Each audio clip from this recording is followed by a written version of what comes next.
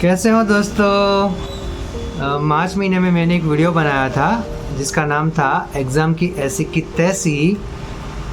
तब मैंने बोला था कि जब रिज़ल्ट का टाइम आएगा तब मैं एक और वीडियो बनाऊंगा जिसका नाम होगा रिज़ल्ट की ऐसी की तैसी। तो अभी समय आ चुका है, तो मैंने गुजराती में तो ये वीडियो बना के यूट्यूब में पोस्ट कर दिया है, लेकिन मुझे थोड़ा समझ में आया कि सिर्फ गुजराती लैंग्वेज में बनाने से पूरे देश में फ़ायदा नहीं होगा। इसके लिए मैंने प्रयास किया है कि मैं वो गुजराती वीडियो को हिंदी भाषा में भी बनाऊं। तो मैंने एक प्रयास किया है। तो शुरू करते हैं वीडियो का टाइटल है रिज़ल्ट की ऐसी की तैसी, टू हेल विथ रिज़ल्ट्स। दोस्तों, काफ़ी बार ऐसा होता है, काफ़ी लोग दिमाग से गैरहाजिर होते हैं। इसका मतलब ऐसा आपके साथ भी हुआ होगा, मेरे साथ भी हुआ है कि जैसे हम हड़बड़ाहट में कहीं किसी रूम में जाते हैं या कहीं जाके अपना ड्रॉअर खोलते हैं, कबाड़ खोलते हैं, फिर अचानक प्रश्न होता है कि कबाड़ मैंने क्यों खोला, ये रूम में मैं क्यों आया। तो वो ऐसा होता है कि दिमाग तो अपना है लेकिन वो दिमाग से हम गैरहाजिर हैं।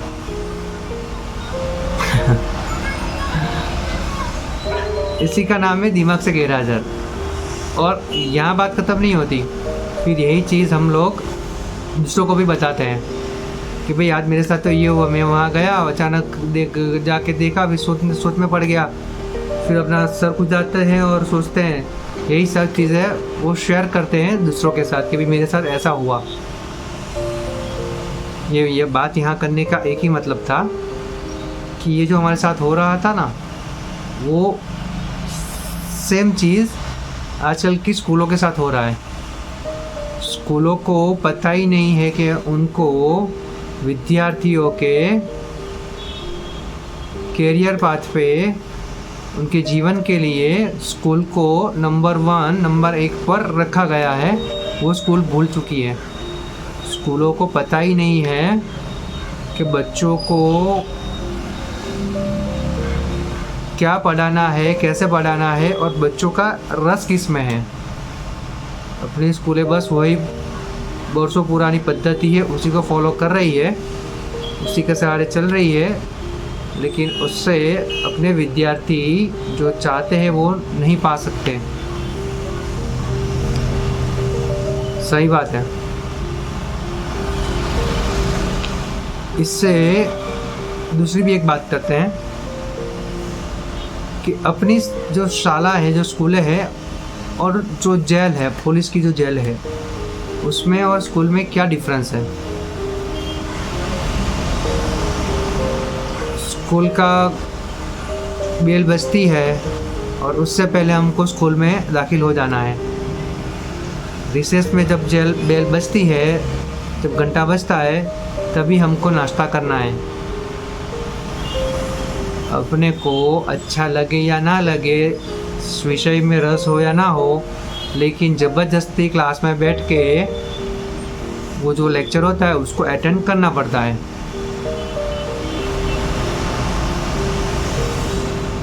और ज़रूरत मुजब की हाज़िरी तो स्कूल में दिखा नहीं पड़ती है।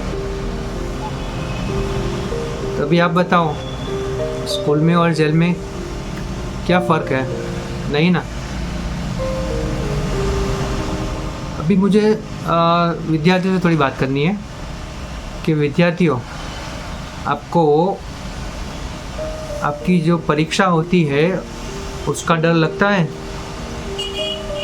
परीक्षा का जो रिज़ल्ट आएगा या आने वाला है उसका डर लगता है? ऐसा लगता है कि अगर मैं ये परीक्षा में नापास हुआ या नापास हुई तो मेरी पूरी ज़िंदगी ख़राब हो जाएगी, मैं कुछ करने के लायक नहीं रहूँगा या नहीं रहूँगी।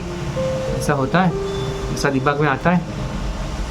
अगर ये सोच दिमाग में आती है ना, तो विद्यार्थी मित्रों, आप जो सोच रहे हो ना, पूरा गलत है। 100% गलत सोच रहे हो आप। मैं मानता हूँ कि जीवन में आगे बढ़ने के लिए शिक्षा का होना ज़रूरी है, लेकिन अकेले शिक्षा ही पूरा जीवन नहीं है, वो आप समझ लेना। ये बात मैं आगे जाके करने वाला हूँ कि अपने भारत में और भारत के बाहर काफ़ी लोग ऐसे हैं जो पढ़ने में होशियार नहीं थे, फिर भी उन्होंने बहुत बड़ा मुकाम हासिल किया है। तो उन्हीं लोगों की मैं बात आगे जाके करने वाला हूँ।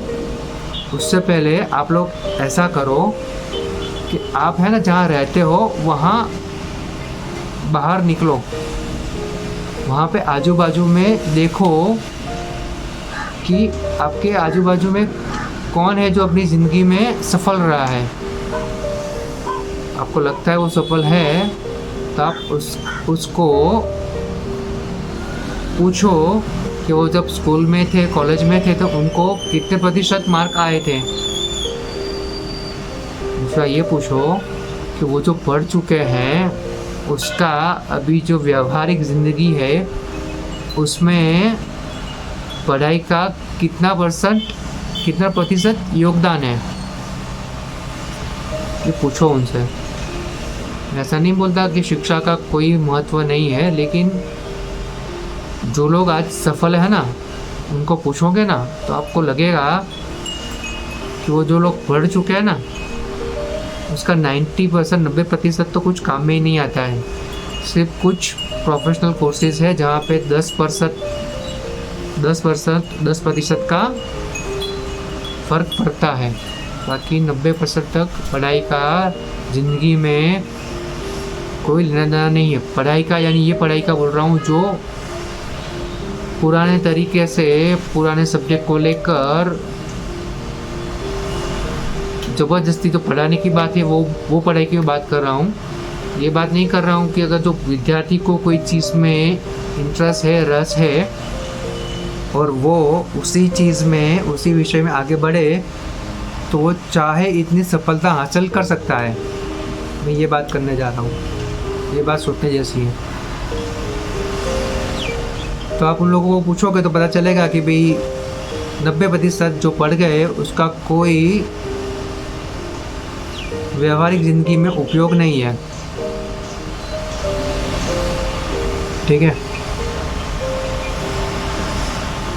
और मैं वो सफल लोगों की बात कर रहा हूँ जो ज़िंदगी अपने हिसाब से जी रहे हैं, विचारों से मुक्त है, ज़िंदगी के हर एक फैसले में लेने के लिए मुक्त है। उन लोगों की बात नहीं कर रहा हूँ जो सिर्फ पैसे कमाने में लगे हैं, अपना जो फैमिली है उसकी नीड को पूरी करने में लगे हैं, और कुछ भी डिसीज़न लेना हो, निर्णय लेना हो तो उनको सोचना पड़े। उन लोगों की बात नहीं कर रहा हूँ, मैं उनकी बात कर रहा हूँ जो विचारों से मुक्त है, जिनका सकारात्मक अभिगम है। उन लोगों से मिलिए, उनसे बात कीजिए, बहुत कुछ जानने को मिलेगा। तो अभी हम जो बात करेंगे, हम ऐसे ही कुछ उदाहरण है जिससे हम समझ पाएंगे कि ज़िंदगी में पढ़ना ज़रूरी है, लेकिन पढ़ाई ही सिर्फ ज़िंदगी नहीं है, यही हमको समझना है। तो हम उदाहरण से उसको समझेंगे। सबसे पहले उदाहरण लेंगे हम हमारे राष्ट्रपिता महात्मा गांधी जी का। महात्मा गांधी जी के बारे में सब लोग जानते हैं, लेकिन कुछ चीज़ें हैं जो मैं यहाँ पे अपने विषय के अनुरूप है उसकी मैं बात करना चाहता हूँ कि मोहनदास करमचंद गांधी वो अपने स्कूल काल में कोई ब्रिलियंट एकदम होशियार बच्चे नहीं थे, एकदम होशियार विद्यार्थी नहीं थे। वो एक सामान्य एवरेज स्टूडेंट थे। उनके अगर मार्क्स देखोगे आप तो उनका जो प्रतिशत रहता था वो 45 से लेके 55% के बीच में ही रहता था।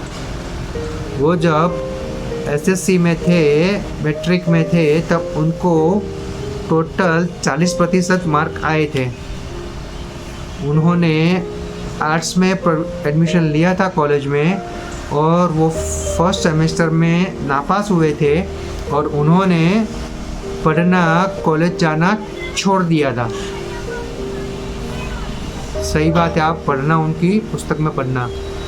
फिर किसी जो उनके जानने पहचान वाले थे, उन्होंने गांधी जी को बोला कि आप लंदन जाइए, वहाँ जाके बैरिस्टर की डिग्री लीजिए तो आपका कुछ कैरियर ग्रोथ होगा। वो सुन के वो लंदन गए, वहाँ जाके उन्होंने बैरिस्टर की डिग्री ली। लेकिन जो आज़ादी की चलवल थी, जो उनका एक फ्रीडम मूवमेंट था, उसमें ये जो बैरिस्टर की डिग्री है उसका कोई इम्पोर्टेंस नहीं था।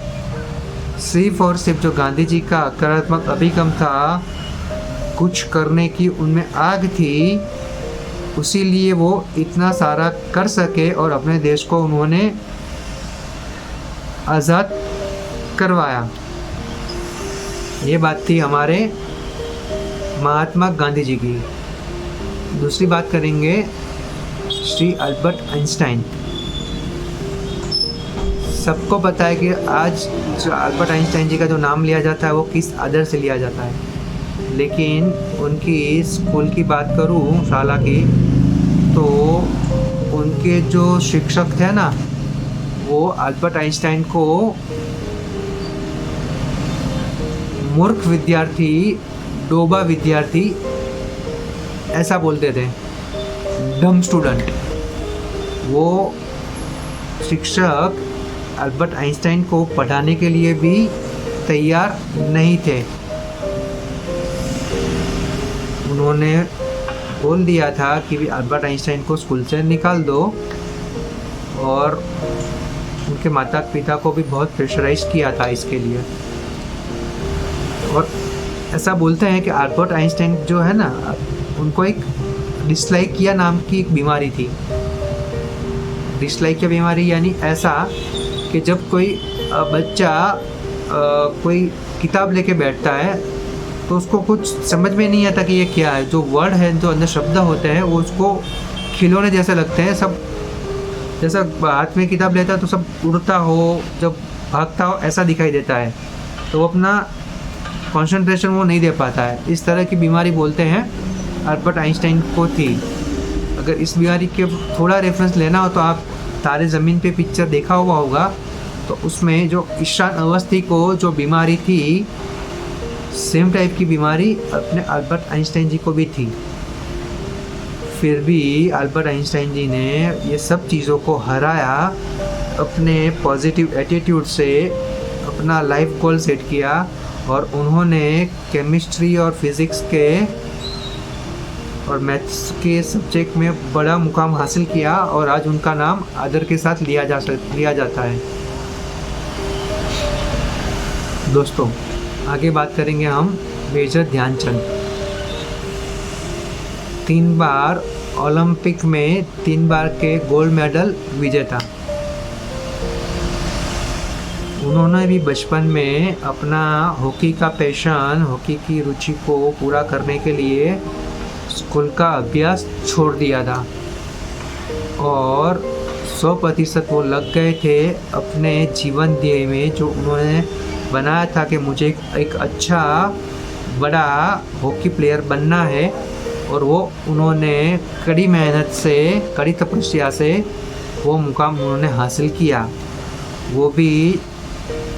उन्होंने भी स्कूल का अभ्यास पूरा नहीं किया था।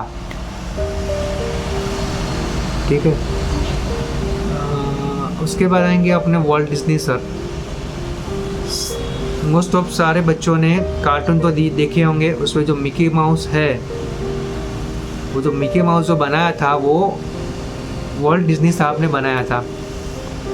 वॉल्ट डिज्नी साहब की भी जो स्टोरी है सेम अल्बर्ट आइंस्टाइन जी की जैसे ही थी। अल्बर्ट आइंस्टाइन को जैसे डम स्टूडेंट बोलते थे, वैसे ही वॉल्ट डिज्नी सर को उनके शिक्षक स्टूपिड स्टूडेंट कह के बुलाते थे, मूर्ख विद्यार्थी। वॉल्ट डिज्नी साहब को पढ़ने में कुछ भी रस नहीं था, लेकिन वो अपने विचारों से बहुत मुक्त थे। वो कुछ ना कुछ सोचते ही रहते थे अच्छा कुछ करने के लिए। इस सब के लिए उन्होंने बीच में पढ़ाई छोड़ दी और छोटी सी उम्र में कमाना शुरू किया। कहते हैं कि उनके शुरुआत के जो छोटे मोटे बिजनेस थे ना, जो जिसको स्टार्टअप बोलते हैं, वो सब स्टार्टिंग में नाकाम रहे थे। फिर भी उन्होंने हिम्मत नहीं हारी और मेहनत करते गए, हकारात्मक अभिगम रखा, कड़ी मेहनत की, तो उन्होंने आगे जाके एक कार्टून बनाया जो कार्टून का नाम था मिकी माउस।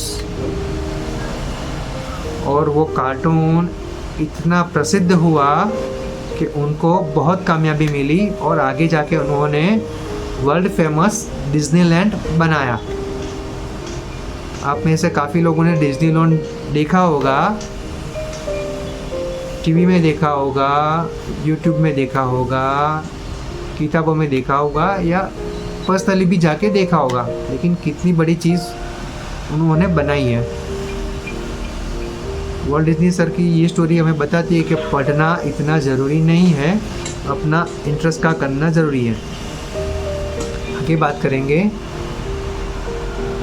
रामानुजन सर। ऐसा बोलते हैं कि रामानुजन सर गणित में एशिया के नंबर 1 मैथमेटिशियन थे। रामानुजन सर अपने भारत के ही थे। उनकी अगर बायोग्राफी पढ़ोगे या कहीं पे आप सर्च करोगे तो आपको पता चलेगा कि रामानुजन सर को सिर्फ और सिर्फ गणित विषय में ही रस था, बाकी किसी विषय में उनको रस नहीं था। कहते हैं कि वो जब कॉलेज में थे तब जो विषय है जैसे कि जियोग्राफी है, हिस्ट्री है, कुछ भाषाएं हैं, उन सब में वो नापास हुए थे। वो सिर्फ गणित में ही पास हुए थे और अच्छे मार्क मिले थे उनको। तो ये जान के, वो समझ के उन्होंने सिर्फ अपना पूरा जो भी ध्यान था, पूरा जो भी मेहनत करना था, उन्होंने सिर्फ गणित विषय के ऊपर ही किया और आगे जाके वो वर्ल्ड के बेस्ट मैथमेटिशियन बने, गणित वैज्ञानिक बने, गणितिक बने। ये है स्टोरी अपने महान लोगों की। अभी बात करते हैं जो महान व्यक्ति है लेकिन आज की तारीख में हाजिर है। ठीक है, बात करेंगे मैरी कॉम मैडम की। मैरी कॉम मैडम जो बॉक्सिंग करते हैं, वो बोलते हैं कि वो बॉक्सिंग करना उनका एक पैशन था। उनका ड्रीम था कि वो बॉक्सिंग करेंगे और अपना नाम और अपने देश का नाम बहुत बड़ा करेंगे। उसके लिए उन्होंने कड़ी मेहनत की। वो स्कूल पढ़ने जाते थे लेकिन उनको विषयों में इतना इंटरेस्ट नहीं था, तो उन्होंने भी बीच में अपनी स्कूल की पढ़ाई छोड़ दी और अपना पूरा ध्यान बॉक्सिंग के ऊपर लगाया। तो आज की तारीख में वो सक्सेसफुल महिला बॉक्सर है। उन्होंने शादी भी की है, उनके 2 बच्चे हैं।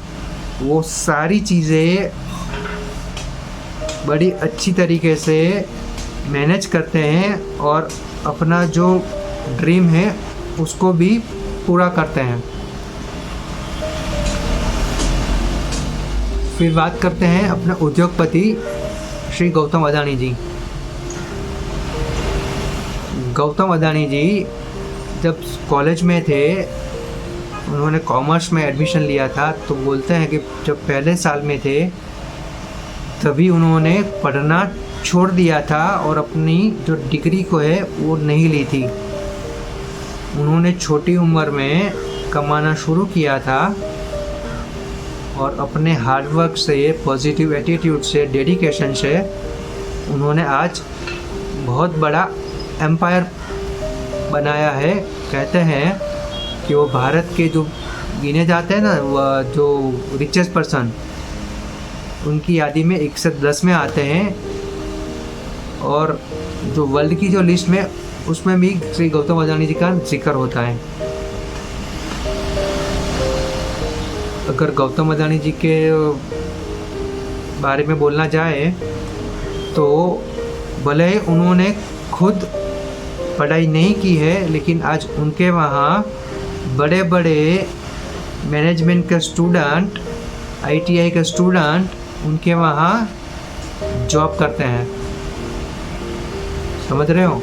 यानी जो आदमी खुद पढ़ा नहीं है लेकिन वो दूसरों को एम्प्लॉयमेंट दे रहा है, इसका कारण एक ही है कि उसने अपने जो इंटरेस्ट था, अपनी जो रुचि थी, उसको फॉलो किया और उसने ये मुकाम हासिल किया है। श्री अमिताभ बच्चन साहब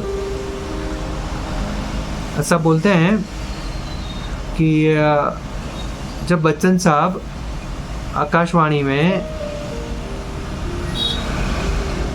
रेडियो जॉकी के लिए इंटरव्यू देने गए तो उनको वहाँ के इंटरव्यू लेने वाले ने रिजेक्ट कर दिया था और ये बोला था कि आपकी जो आवाज़ है ना, बहुत भारी आवाज़ है और ये भारी आवाज़ हमारे यहाँ रेडियो में एज ए रेडियो जॉकी नहीं चलेगी, और उनको रिजेक्ट कर दिया था। फिर बच्चन साहब ने फिल्मों में अपना हाथ आजमाया, तो आपको पता चलेगा कि उनकी शुरुआत की जो 5 से 7 फिल्में थी ना, वो सुपर फ्लॉप थी। एक समय ऐसा था कि उनके पास कुछ काम नहीं था, फिर भी वो हिम्मत नहीं हारे, अपना सकारात्मक अभिगम जारी रखा, अपनी एक्टिंग को सुधारा और आगे जाके उनको जंजीर फिल्म मिली, आनंद फिल्म मिली, और उसके बाद उन्होंने जो ऐतिहासिक सफलता हासिल की है वो सबको पता होगी। और ऐसा था कि एक एरा था जब बोलते थे कि भाई ये सुपरस्टार ऑफ द मिलेनियम है, ऐसा उनको बिरुद मिला था। तो ऐसा नहीं है कि सिर्फ पढ़ाई में नापास होना, अगर कैरियर में भी कहीं नापास होते हो तो उसके भी अपने पास उदाहरण है कि वो लोग उसको सकारात्मक अभिगम में लेके बड़ी से बड़ी ऊंचाई हासिल की है। अभी थोड़ी क्रिकेट की बात करते हैं। क्रिकेट में अपने कपिल देव सर ने भी कॉलेज की डिग्री हासिल नहीं की है। उन्होंने कॉलेज में ही अपना पढ़ना छोड़ दिया था, लेकिन उनको क्रिकेट में बहुत रुचि थी, तो क्रिकेट में उन्होंने अपना पूरा डेडिकेशन दिया, पूरा अपना टाइम निकाला और इतनी मेहनत की कि आगे जाके उनका अपने इंडियन क्रिकेट टीम में सिलेक्शन हुआ और उन्होंने 1983 में अपने इंडिया को सबसे पहला वर्ल्ड कप जिताया।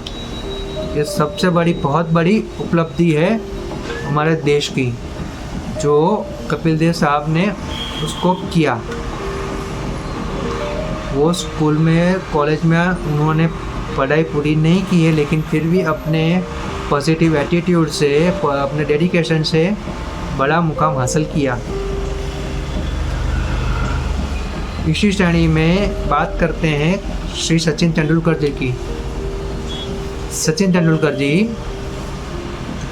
जब बोले जाते हैं कि क्रिकेट के भगवान हैं, एक समय ऐसा था कि वो 10वीं कक्षा में 3 बार नापास हुए थे,